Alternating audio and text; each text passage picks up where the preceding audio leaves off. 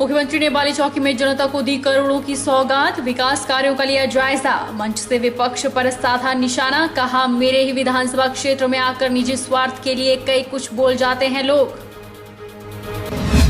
स्वाभिमान पार्टी का ऐलान, फतेहपुर उपचुनाव में अपना प्रत्याशी उतारेगी पार्टी। पत्रकार वार्ता में राष्ट्रीय उपाध्यक्ष ने दी जानकारी, कहा प्रदेश की 30 विधानसभा क्षेत्रों में पार्टी कर रही है विस्तार। हिमाचल में फिर पर्यटकों की गुंडागर्दी का वीडियो आया सामने। मनाली पुलिस थाने से कुछ ही दूरी पर पंजाब के पर्यटकों ने गुंडागर्दी करते हुए लहराई तलवारें। ओवरटेकिंग की घटना के बाद पर्यटकों ने किया बवाल। और एसडीएम नालागढ़ ने आयोजित की रोगी कल्याण समिति की बैठक में कोविड की तीसरी लहर से निपटने के लिए बनाई गई रणनीति। एसडीएम ने सभी अधिकारियों को दिए अहम दिशा निर्देश। नमस्कार, आप देख रहे हैं आज 24x7। मैं हूं जनीशा। मुख्यमंत्री जयराम ठाकुर ने मंडी जिले के सराज विधानसभा क्षेत्र के बाली चौकी में 2 करोड़ 28 लाख रुपए की लागत की विभिन्न विकासात्मक परियोजनाएं लोगों को समर्पित की। जयराम ठाकुर ने लोगों की समस्याएं भी सुनी। मुख्यमंत्री ने मंच से बिना नाम लिए विपक्ष पर निशाना भी साधा। मुख्यमंत्री ने कहा कि कई लोग निजी स्वार्थ के कारण सराज क्षेत्र में और सार्वजनिक मंचों में सराज के विकास को लेकर कई कुछ बोल जाते हैं, लेकिन सराज एक है। मुख्यमंत्री जयराम ठाकुर ने बाली चौकी में लोक निर्माण विभाग, सहायक अभियंता कार्यालय भवन, कोषागार कार्यालय और प्राथमिक स्वास्थ्य केंद्र भवन का उद्घाटन किया। इसके बाद मुख्यमंत्री जयराम ठाकुर ने जल शक्ति विभाग के विश्राम गृह में जन समस्याएं भी सुनी। बाद में मुख्यमंत्री ने लोक निर्माण, जल शक्ति और ग्रामीण विकास विभाग के अधिकारियों के साथ विकास परियोजनाओं की प्रगति को लेकर समीक्षा बैठक भी की। जयराम ठाकुर ने कहा कि इतिहास में पहली बार किसी सरकार को कोरोना संक्रमण जैसे कठिन दौर का सामना करना पड़ा है। उन्होंने कहा कि प्रदेश सरकार ने इस चुनौती को न केवल सफलतापूर्वक पार किया, बल्कि यह भी सुनिश्चित किया कि प्रदेश में विकास कार्य अवरुद्ध न हो और लोगों को किसी प्रकार की समस्या का सामना न करना पड़े।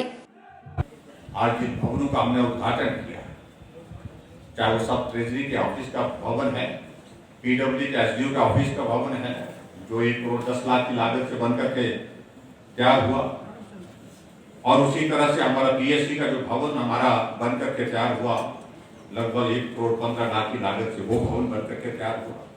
इनको हमने आज समर्पित किया। साइंस ब्लॉक का भी उद्घाटन हुआ। ये भवन भी बाद में बना छोटा सा भवन हमारा सीनियर सेकेंडरी स्कूल का सामने होता था। ये भवन बनकर के तैयार हुए।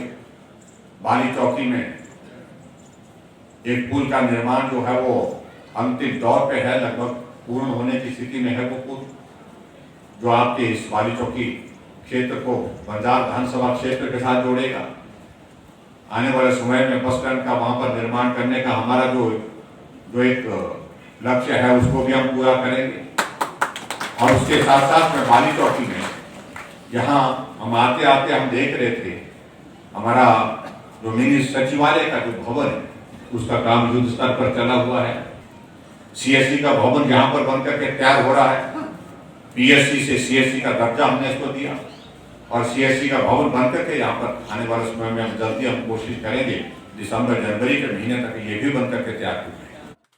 वहीं जनसभा को संबोधित करते हुए मुख्यमंत्री जयराम ठाकुर ने बिना नाम लिए विपक्ष पर निशाना साधते हुए कहा कि कई लोग निजी स्वार्थ के कारण सराज क्षेत्र में और सार्वजनिक मंचों में सराज के विकास को लेकर कई कुछ बोल जाते हैं, लेकिन सराज एक है और विकास की गति पर सराज तेजी से आगे बढ़ना चाहिए। मुख्यमंत्री ने कहा कि मैं सराज का विधायक हूं, अगर लोग मुझे विधायक न बनाते तो आज मैं मुख्यमंत्री न होता और यहाँ का विकास न होता। मैं यहाँ का विधायक हूँ, इसलिए सराज का विकास करना मेरा दायित्व है। निजी स्वार्थों के कारण, अपनी कुंठा के कारण कुछ व्यक्तिगत रूप से कुछ लोग इस प्रकार की परिस्थितियां पैदा करने की कोशिश करते हैं, वो बर्दाश्त की बात। पूरा सराज एक है, मजबूत सराज होना चाहिए और सराज विकास की गति पर तेजी से आगे बढ़ना चाहिए। कई लोग हमारे विधानसभा के अंदर बोलने की कोशिश करते हैं, सार्वजनिक मंचों पर बोलने की कोशिश करते हैं कि सराज में हो रहा है। सराज का मैं विधायक हूं और सराज के लोगों ने अगर विधायक नहीं बनाया होता तो मैं मुख्यमंत्री नहीं होता। इसलिए यहां पर काम करना, यहां पर विकास करना ये मेरा दायित्व है। एक विधायक होने के नाते मेरा मूल दायित्व ये है कि सराज विधानसभा क्षेत्र का भी विकास हो। उस दृष्टि से हम पूरा विकास करने के लिए जो काम कर रहे हैं, आने वाले समय में जो चीजें करने की होंगी हम बैठेंगे, चर्चा करेंगे। और चाहे वो बाली चौकी है, चाहे हमारा छतरी है, चाहे वो थाची का इलाका है, तो सब जगह जहाँ जो भी किया जा सकता है वो करने की कोशिश करें। नाचन विधानसभा क्षेत्र के चालचौक क्षेत्र की 9 ग्राम पंचायतों के लिए बहुउद्देशीय ग्रामीण पेयजल योजना के तहत 30 करोड़ 74 लाख रुपए की लागत से एक पेयजल योजना का निर्माण किया जाएगा। यह जानकारी जल शक्ति मंत्री महेंद्र सिंह ठाकुर ने नाचन विधानसभा क्षेत्र के अपने दौरे के दौरान लगभग 12 करोड़ रुपए की विकास परियोजनाओं के उद्घाटन और शिलान्यास करने के बाद दी। जल शक्ति मंत्री महेंद्र सिंह ठाकुर ने कहा कि लोगों के जीवन में खुशहाली लाना प्रदेश सरकार की सर्वोच्च प्राथमिकता है।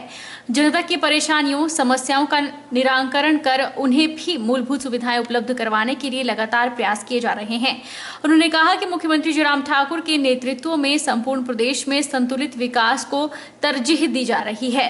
नाचन विधानसभा क्षेत्र में चल रहे विकास कार्यों की चर्चा करते हुए मंत्री ने कहा कि क्षेत्र में मूलभूत सुविधाओं को सुदृढ़ करने की दिशा में लगातार प्रयास किए जा रहे हैं।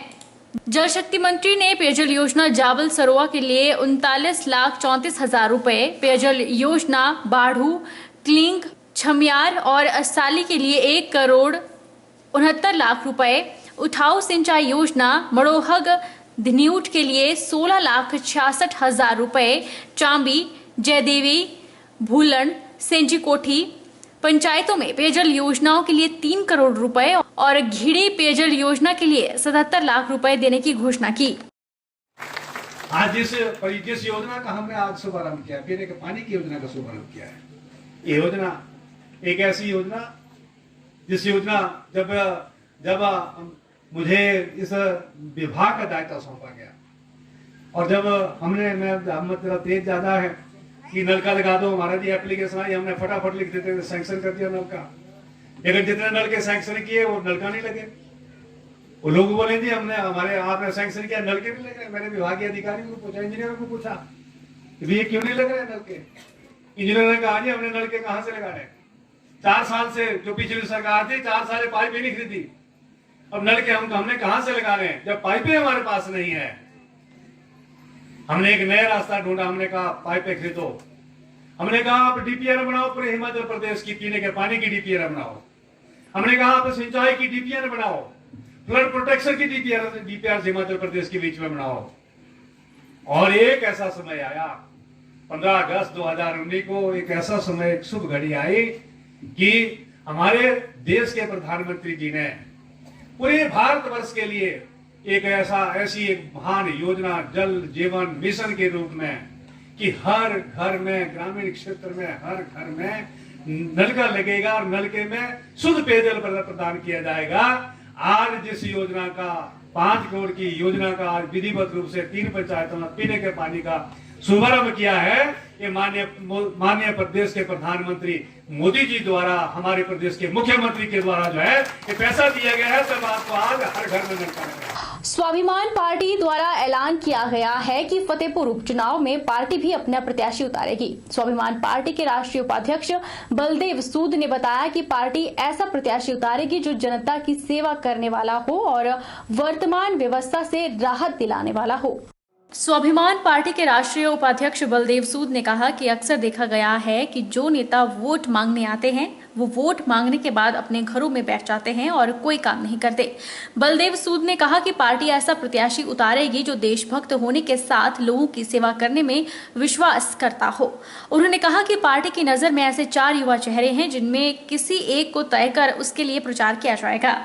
पार्टी आगामी 2022 विधानसभा चुनावों में भी अपने प्रत्याशी चुनावी मैदान में उतारेगी। उन्होंने बताया कि मौजूदा समय में प्रदेश की 30 विधानसभा क्षेत्रों में पार्टी विस्तार कर रही है और इन विधानसभा क्षेत्रों में पार्टी अच्छे लोगों को चुनकर चुनाव लड़वाएगी।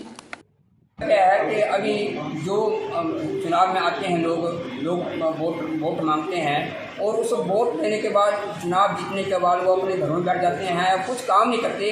देश की जनता जो बड़ी पीड़ित है, तो देश की जनता को राहत देने के लिए स्वाभिमान पार्टी ने तय किया है कि हम जो प्रतिनिधि चुनेंगे वो देशभक्त होगा, ईमानदार होगा, कर्मठ होगा, ताकि वो देश की सेवा कर सके, ईमानदारी से काम कर सके। इसलिए हमने ये लोग अपने जो विधानसभा चुनाव आने वाला है इसमें हम एक्सरसाइज कर रहे हैं। हमारे ध्यान में यहाँ 4-5 लोग युवा हैं, उनमें से एक व्यक्ति चुनकर हम खड़ा करेंगे और जनता से हम निवेदन करेंगे कि इस व्यक्ति को आप मतलब आगे करो और चुनो, ताकि वो आपकी अपेक्षाओं के अनुसार काम कर सके। हिमाचल प्रदेश में पर्यटकों की गुंडागर्दी जारी है। मंडी में युवक की उंगली काटने के मामले के बाद अब मनाली में पंजाब के टूरिस्ट ने गुंडागर्दी करते हुए तलवारें लहराई है। फिलहाल पुलिस ने आरोपियों को हिरासत में लेकर पूछताछ कर रही है। मनाली की यह घटना बुधवार रात 10 बजे के करीब हुई। ओवरटेकिंग की घटना के बाद पर्यटकों ने बवाल करना शुरू कर दिया है, जिसका वीडियो भी सामने आया है।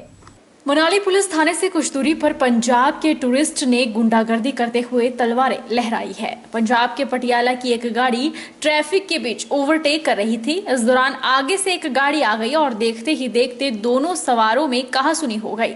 इस पर पंजाबी पर्यटक गाड़ी से तलवारें निकाल ली और सनसनी फैलाने की कोशिश की। पूरे मामले का एक वीडियो भी सामने आया है। साथ ही वह सड़क पर घूम रहे हैं, ट्रैफिक जाम लगा हुआ है। इस दौरान वह अपने साथियों को बुलाने के लिए फोन भी करते हैं। फिलहाल पुलिस इस मामले की जांच पड़ताल कर रही है। रुकेंगे एक छोटे से ब्रेक के लिए।